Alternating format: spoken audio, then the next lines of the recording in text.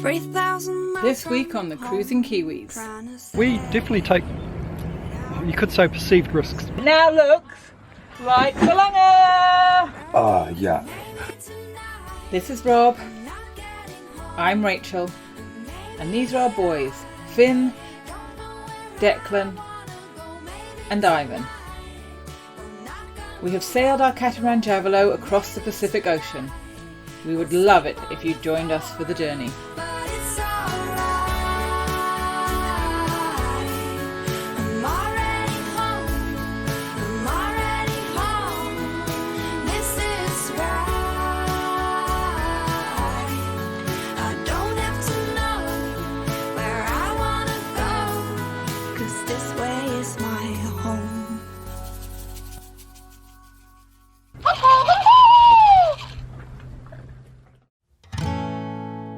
Hello, we're still in Fiji and we're still at Muscat Cove. After taking a boatload of kids out for a tiki tour around the bay, we pulled into anchorage and were told off for putting our kids at risk for dragging and bow ploughing. Rob had something to say about that. Danger, the world is full of danger. You know, one of the cooler things about this boating life is hanging with other families, other boating families. And I mean families, you know, where they have kids that our kids can hang out with. And the fun they have and the interactions they have is really cool. Friendships made really quickly, and I believe long-lasting friendships too, actually, because they have the shared adventure together. You know, we're rafted up alongside Silver Ray at the moment, and we were just talking about it this morning. You know, how they develop in a different way, I suppose, where they're allowed to grow and discover and take risks. Risk taking is a big one.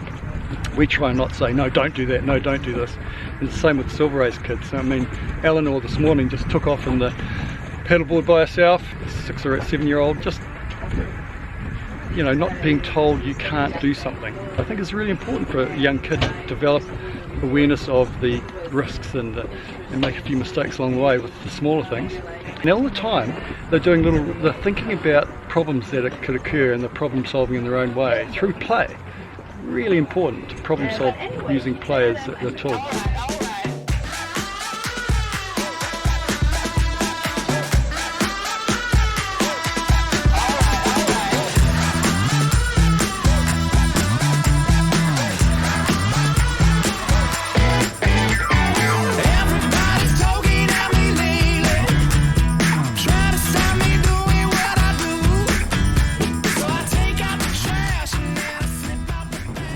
And another thing, you know, this whole risk thing, we definitely take, you could say, perceived risks. It's, you know, we throw the kids off the front of the boat, tell them to pick up a rope at the back, and of course if they miss the rope, they've got to swim back to the boat. You could argue that's a learning process of a man overboard. If they do accidentally fall overboard for whatever reason, hopefully that never happens, but the first thing is they may be able to self-rescue. But not only that, it gives them a sense of who they are, their worth, you know, their ability to just self-esteem, all that sort of stuff, confidence. Letting them play. For goodness sake, let the children be children. The kids created a thing we called bucketing, just through letting them play. And they go down, down, down with the bucket on their head, they get pushed down. You know, this bow ploughing, I don't know if anyone else has ever done it before, but we feel like we've created a new game. I'm sure someone else has done it, but it's just way cool, a lot of fun. And a lot of developmental things happening there, I believe. Problem solving, risk calculating.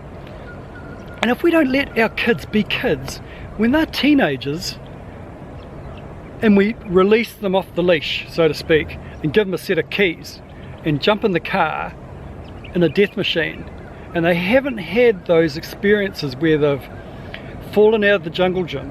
You know how some schools have removed climbing jungle gyms? Don't climb the tree. Well, our role as parents is to give them the skills to climb that tree. Choose the strong branch, go as close to the trunk as you can, don't pick a branch with dead leaves on it. They haven't had those experiences, and then you give them a car? It's madness. Live life.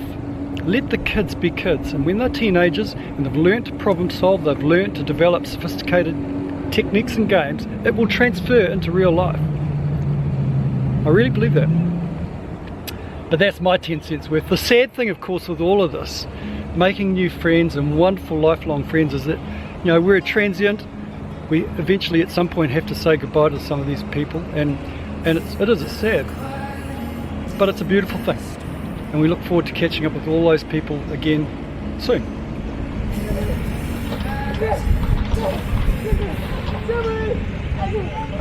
We were all sad to see Silver Ray depart with their long sail back to New Zealand. Philosophical words for that. Good riddance, it's about time. Yeah. It's been miserable, awful time. I've been hanging in, I've been humouring the whole crowd for so long. It's time to go. Actually, I'm glad they're going, we're staying. Yoo-hoo! Oh no, it's okay, they've been great fun. And kids interacting, so much fun together. Yeah, 5 kids on a boat. Fantastic. Here we go, it's going to work. Yeah. So why are we doing this? Well, we've got our anchors caught up and we've gone around 360 degrees overnight. We did a check in the water before, and there's an overlap. Our chain was over there, so we've gone forward, they've gone behind us now, and then they're going to hopefully come up okay. The loss of Silver Ray made a massive dent to the teenage population of the anchorage. Concerned we may lose another, Rob added insult to injury with his herbal remedy in an effort to prevent a cut on Finn's elbow turning septic. Okay, this bottle of herbal formula contains Androgeographics Echinacea coptis. And so I'm going to administer this to Finn now. Rob has had so many chocolate ulcers that he's fed up of raping his microbiome with antibiotics. So now he's going the herbal route. But he said it's going to work. Yeah. So, that's how we. but he's not going to be the guinea pig. No, I've already had this. I had a tropical ulcer starting earlier this year. When? Earlier this year, before I went back to New Zealand, I used it, and for the first time, knocked it on the head straight away. Oh, there we go. Yeah. So Finn, you've got an elbow issue down here. Not going to show us. It is awful. And he says he can't do the dishes. Yeah. So now he's going to have to. We wonder if it's actually. He needs the internal remedy. Maybe you should just put it on that externally. Yeah. Oh, wouldn't hurt. Maybe you should just do the dishes and then you wouldn't have to have it, because I think you're faking. I'm just going to lean across you there. I need that. By the way, that lid's not really working because I got a little bit in my hand. It didn't look so bad before, but now it looks real weird. Added water to it. Looks a bit like what? Diarrhea. Yeah. Wow. Ugh. Nice. Down it goes. Oh no, have a drink of water now. Oh, okay. Yeah. Clear the passages. What do you think? Yeah. It's good for you. It's even better for you the worse it is. Is it worse than Oni?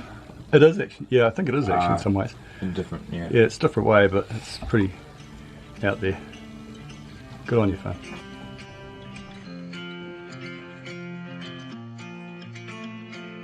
Not to be overshadowed by Rob's nose and Finn's elbow, I've decided to share my shine of a bruise. So Rachel, we've just made a fascinating discovery, haven't we? We have. I got a big bruise. I fell onto a concrete wharf and got a big bruise, and it was huge, but it's now fading. But it now looks like Kalanga! There's the pass on the way in, and we anchored just over here. The villages around about there. Yep.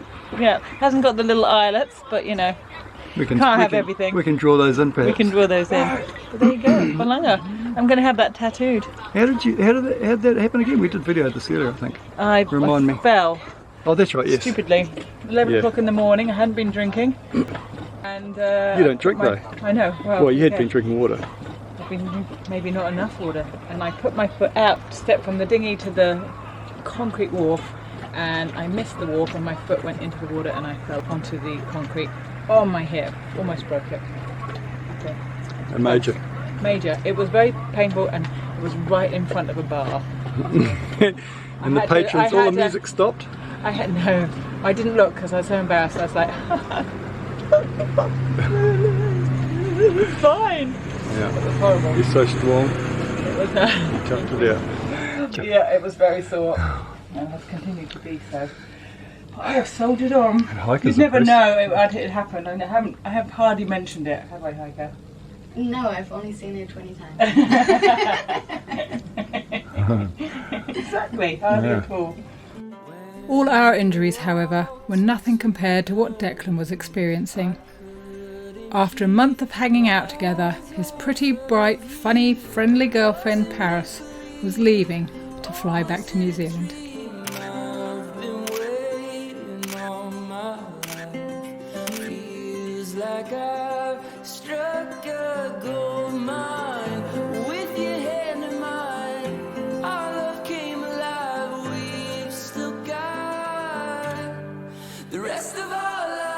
Through the medium of spaghetti, Declan showed us what was happening to his heart.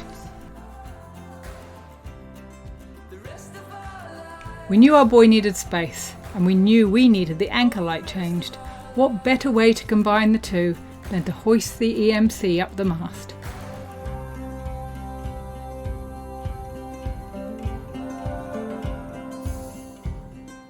Dance with me beneath the stars, moonlight crashing on our wild hearts. With your head in mine, everything is fine. Little Declan doing the job. Oh man, it's a long way up there. It's a long, long way up. Ooh. Go Declan.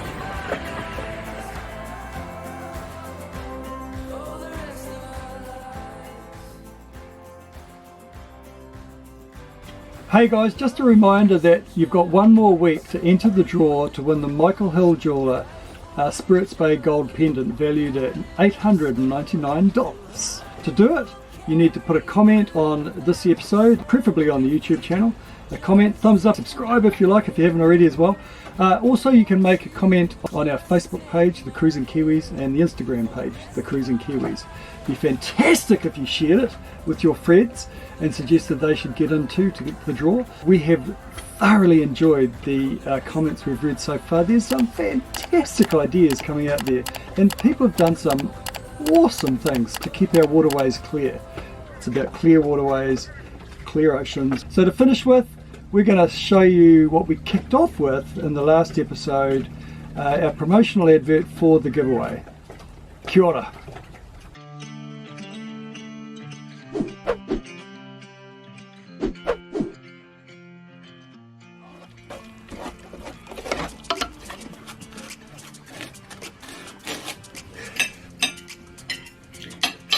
I know what I want. What? Some jewellery from Michael Hill.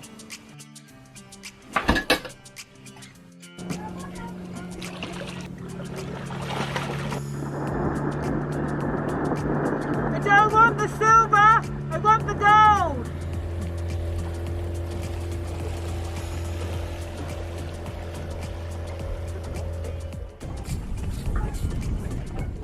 I found the perfect piece on their website. Take a look at this.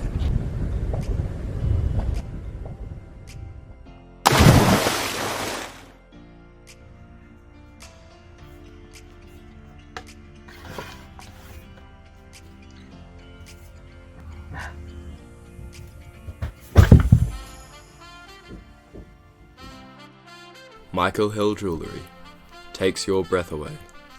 Win this pendant.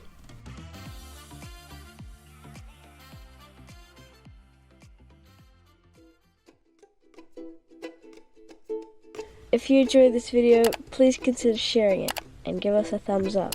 It helps us heaps.